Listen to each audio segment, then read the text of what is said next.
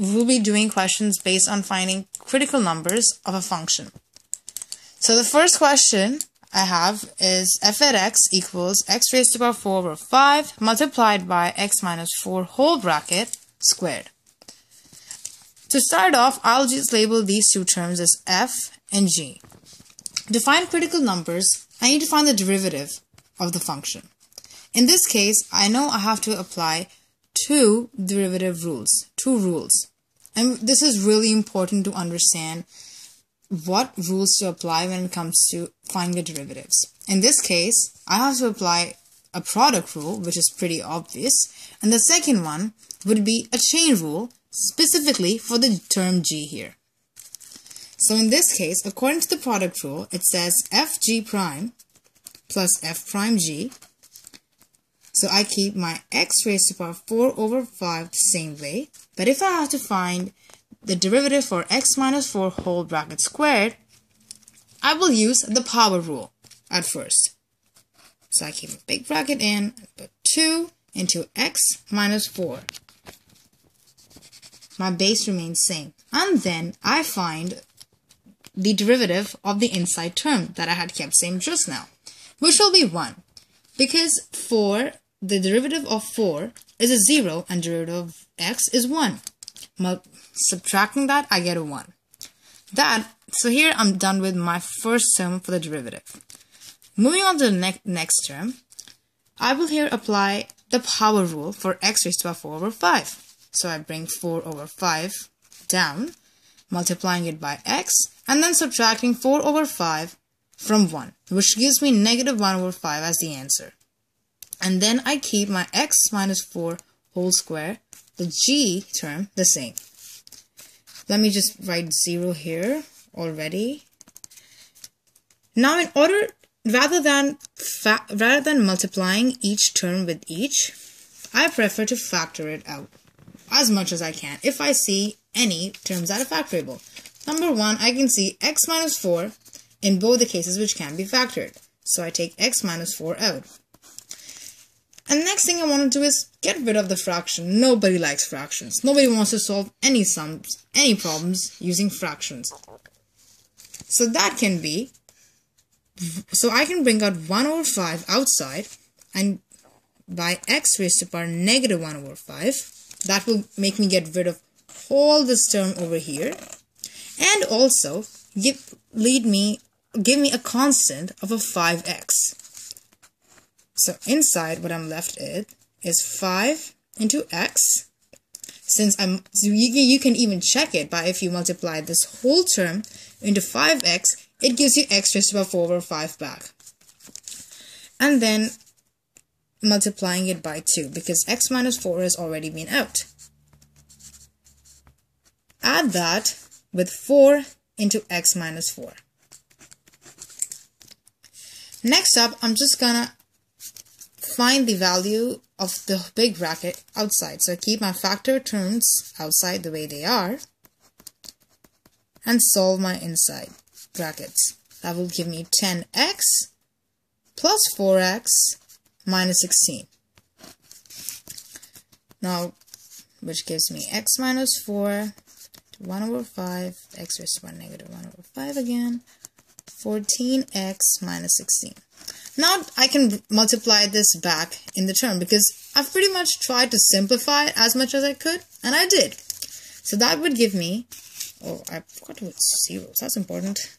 Oops.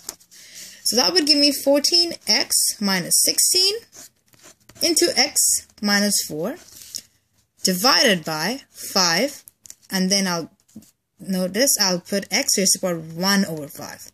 Why not negative 1 over 5? Well, because it was at the numerator at the top, and I brought the x value to the denominator here. So the power, the sign of the power changed.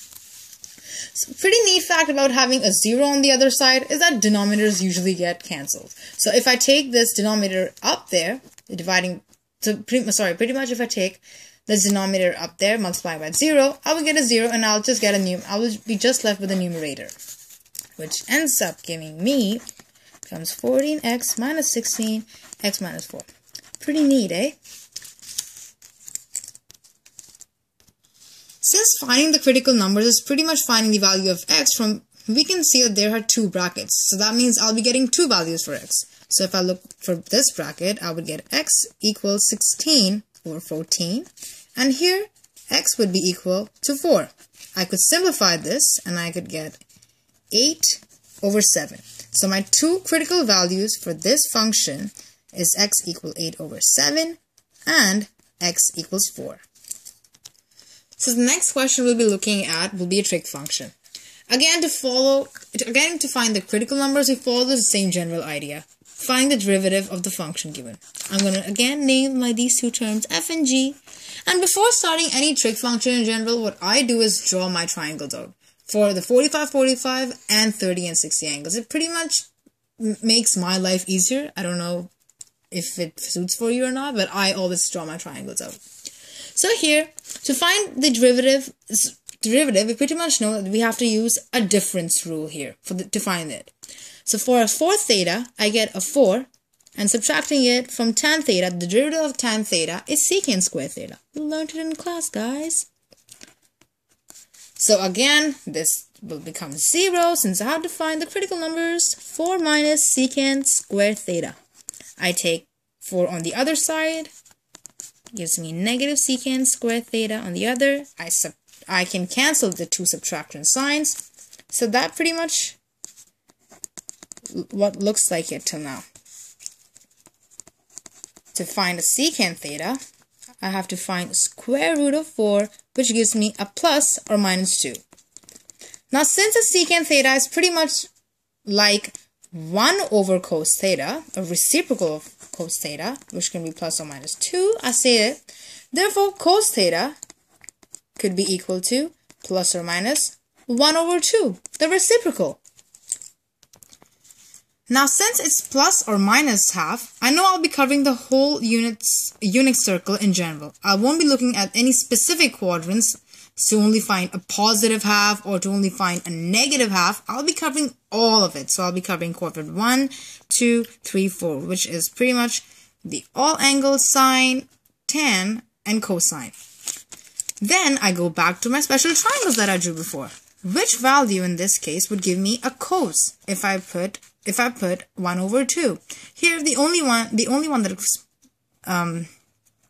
is good for this criteria, or as I say, satisfies this criteria, is pi over 3. If I take, according to SOHCAHTOA, adjacent over hypotenuse. So I know pi over 3 would give me the answer of being one of the critical numbers.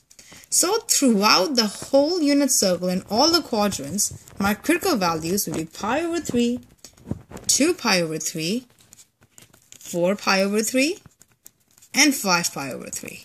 Remember this, guys, I used all these 4 critical numbers because it was just not specific to only looking for a plus half, which would have been in this case only quadrant A or C, or a negative, which would have been a sine and a tan. I went through the whole quadrant, all 4 are the critical numbers, because I'm looking at both plus half and a negative half. Hope you found these 2 questions helpful, and all the best for your exams.